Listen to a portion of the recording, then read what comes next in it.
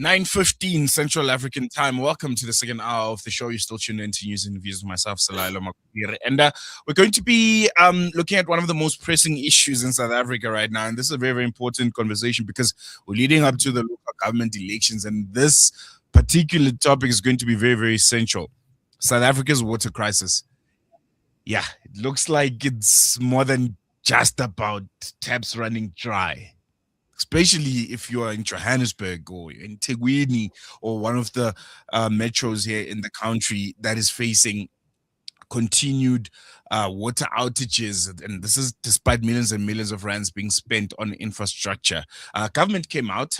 They're saying the solution isn't simply about building more dams or replacing old pipes.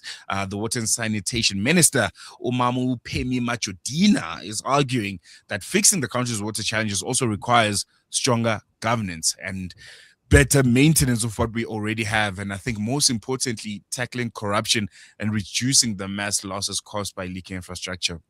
The numbers are staggering, man. If you look at them, looks like nearly half of South Africa's treated water is lost before it even reaches consumers through leaks, theft, and aging infrastructure.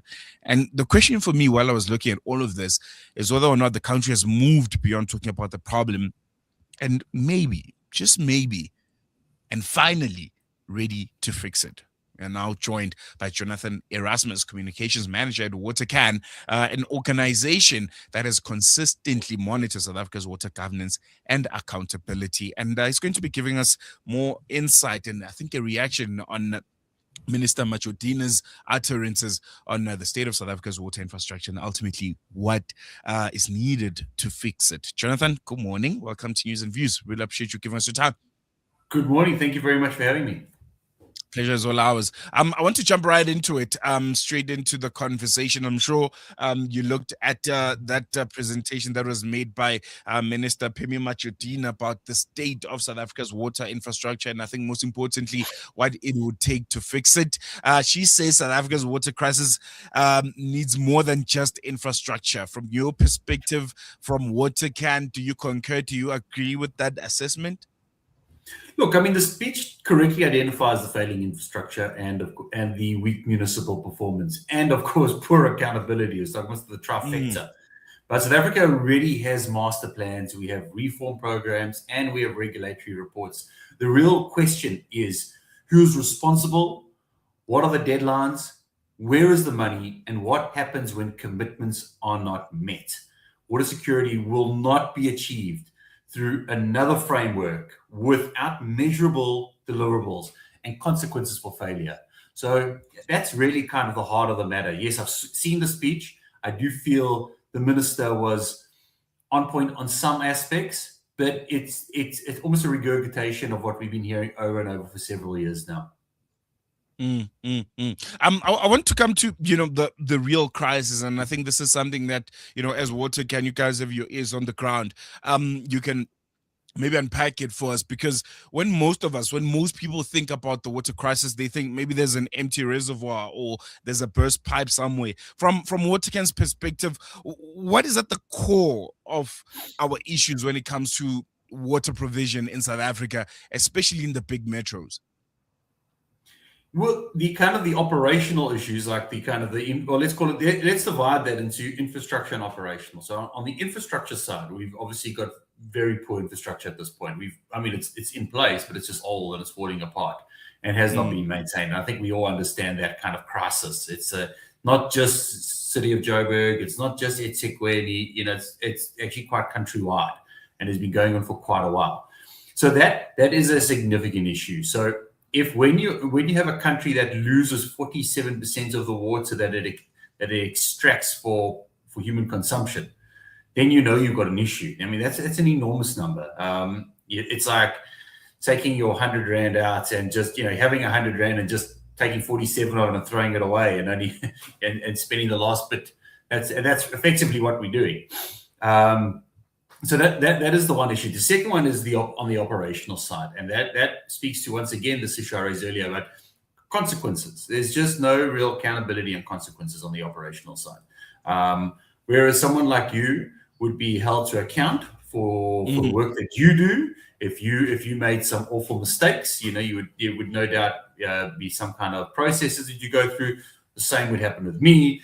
Same would happen with most people we know that don't seem to work in government. But once people appear to work with the state, there just seems to be a lack of accountability for any actions that they take, and that's severe, especially at the executive level. When a person's getting paid 2-3 million rand a year, you expect a standard, and you expect some kind of accountability on them, and that doesn't happen either. And this is an ongoing crisis. We've got people in charge of water and sanitation in major metros that have been in those positions for several years. One's got to ask the question: how do they keep on getting through their performance appraisal? Surely someone at some point goes, "This is an absolute failure. You failed here. You've been here for 10 years, and now we've got no water." Surely there's got to be that kind of level of accountability, and we're just not seeing it. You mentioned something that's very, very important, the question around accountability. And I think residents, especially, those of us who are in the city of Johannesburg, that's one aspect that we only seem to struggle with. Who exactly do we hold accountable? Is it Rand Water? Is it City Water? Is it the municipalities? Who is it? Who ultimately, the buck stops with? And I want to hear, from your perspective, is this ultimately a municipal governance problem or a local government which are failing to maintain critical water infrastructure, or do the two almost converge and meet somewhere? Yeah, it's kind of really on the last point. So levels of where does the accountability rest? That's important. Like for you and I, we'd phone our ward council. We'd first, of course, phone the centre, hopefully get a ticket, and then escalate it through the ticketing system, and then eventually to our ward council and so forth. That's the route, and that we've got to go. But effectively, it's the whole chain of accountability that exists. So the provincial government, they should be doing some kind of oversight on local government. National government should also be doing some kind of oversight. They're entitled to. It's not that the law does not preclude them. It just has different levels of when they can intervene. Treasury should be putting on pressure, Auditor General. So there's all sorts of places where accountability can come from. And of course, a lot of the end pressure does lie on the municipality. So all those others that I've mentioned, they are there almost as oversight and putting the pressure on. But the real responsibility lies at a municipal level, or if they don't have the permissions to do water, then it's the Water Service Authority. So KwaZulu-Natal, in very particular, your district municipalities are generally your water service authorities. Whereas in Cape Town, your local municipality, or not Cape Town, but in the Western Cape, your local municipalities are water service authorities. So there's a bit of a different mix there. But that's really where the responsibility lies. And then it becomes a political issue, surely. I mean, we elect people to run our municipalities for us, and it's up to them to deliver. And if they feel that, and if we feel that they aren't delivering, well, then, as you rightly pointed out in your monologue in the beginning, they should really be voted out or fail to perform. And this is a big issue. Another issue, and this I think is the most concerning, when government, and they often say this, municipalities just don't have enough money to sort out, fix the current infrastructure that we have. From your perspective, do you think the problem is really a lack of funding, or are we just failing to spend existing budgets effectively? It's prioritizing the money. That's the big issue. So, I'm in Durban, and a clear example, and I know everyone knows about this, is that the city built these massive statues for quite a fair sum of money on the beach. Beautiful statues. Beautiful statues. And I've got nothing wrong against statues. And I think anytime a statue is built, it's always a lavish exercise. There's never a statue that we had to build. It's always a lavish thing. So I get it. Like and it's part of history, and that's what you do. But right behind the statue is a building that's a beachfront property that is completely collapsed and has been for the last 5 years. It's completely rusted out. It's prime real estate, and it's never been rehabilitated or rebuilt. And in my mind, that's an example of prioritization. Now, yes, statues can be built, but perhaps investing on that beachfront would have been more beneficial in order to create a better revenue stream, and then you'd be able to build your statues. So, and that seems to be happening throughout municipalities. We all know of mbizos that don't really need to take place. We all know of big shindigs that aren't really necessary. We see the waste. We're not idiots. We can see waste, and I think that's the issue. So yes, of course, budgets are tight. I mean, household budgets are tight, municipal budgets are tight, but prioritization must be key.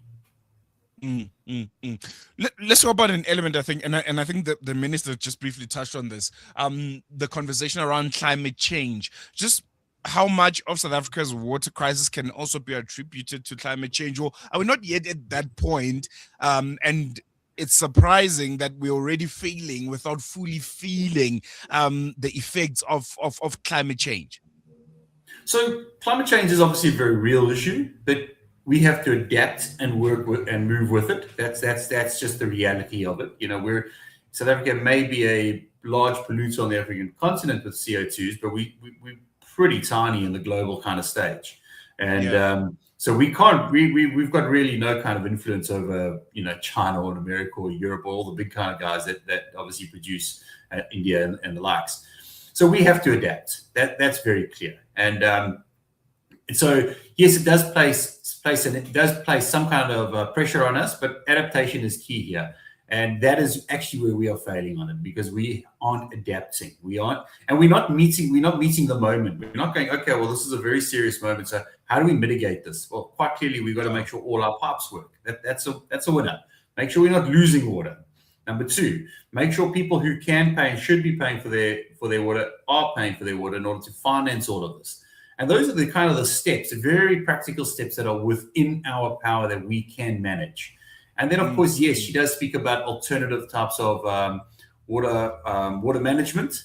Fair enough. I mean, water harvesting is very good. I think, you know, putting kind of tankers at private homes it will work to harvess rain.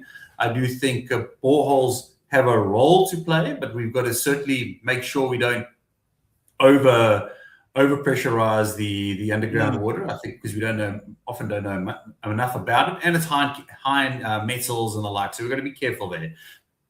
And of course, we've got to look at things of managing our waste.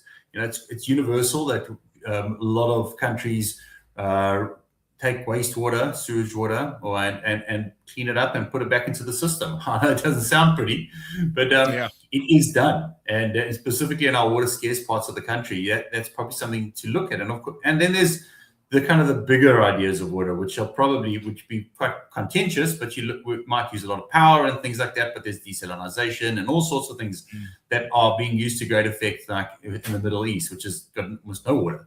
So you know, if they can manage their water very well, then I think we should be able to do a much better job here. It's interesting because you spoke about a very, very important aspect, the fact that municipalities and government needs to make sure that people that are able to pay for water do pay for them. And we often hear of calls, and I want to this for our listeners' sake, you know, the role that us citizens can play. We often hear of calls, you know, for people to save water. But ordinary South Africans are going to come out and say, well, I'm paying for my bill and you not, you know, doing what I'm paying you for. So what responsibilities do we have as citizens, you know, to make sure that the crisis is, I don't know, fixed, is mitigated in any way? And should we just sit back and say, well, I'm paying for this service and it should be rendered no matter what? Otherwise, I have no other responsibility. The onus should not be on me. Yeah, sure. I mean, you make a valid point there. If you can afford to use more water, people often say they'll just use it. And I know there's a kind of regressive billing system in most municipalities that the more you use, the higher you pay per kilowatt liter. Not kilowatt liter, but per kiloliter. Sorry.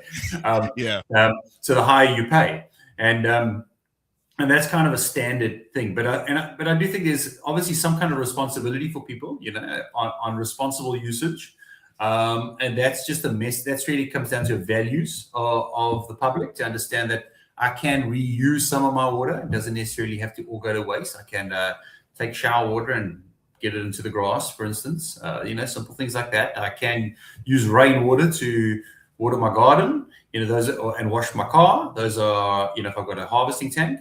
So there are kind of things that people can do. That's education and a value system that we have to instill.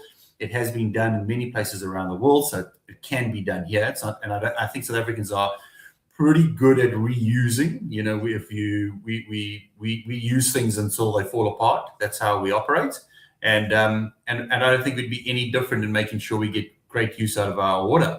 But yeah, as to your other argument, why should I be more responsible if the provider of it is horribly irresponsible? That's a reasonable argument to put forward.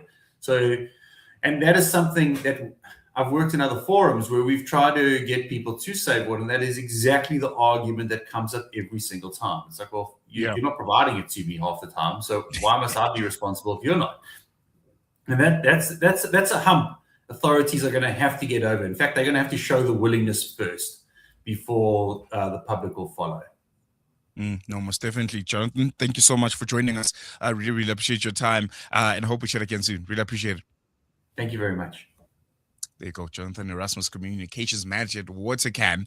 And yeah, I think a very, very important conversation, very insightful conversation. And I think from the government's point of view, at least, what as South Africans we can all appreciate is if there's honesty, you know, instead of playing politics and lying and say, well, we're figuring it out and we're going to fix this and that. And these are just say we don't have the money, we don't have the capabilities, help.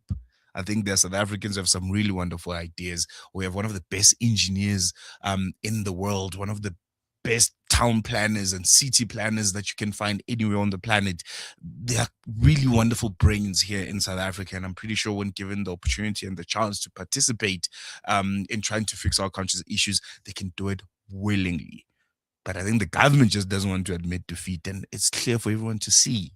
There's a water crisis in South Africa, and not because there's a shortage of water, but because infrastructure is crumbling. It's clear for everyone to see, and we just don't have the right people in the right spaces to make those decisions and that can lead us out of this problem. I mean, just look at Eskom. You know, at some point we all thought, well, this is it. Everyone should just get solar panel backup or anything because that institution is unreliable. Well, they've gotten the right people in place. When was the last time you had load shedding?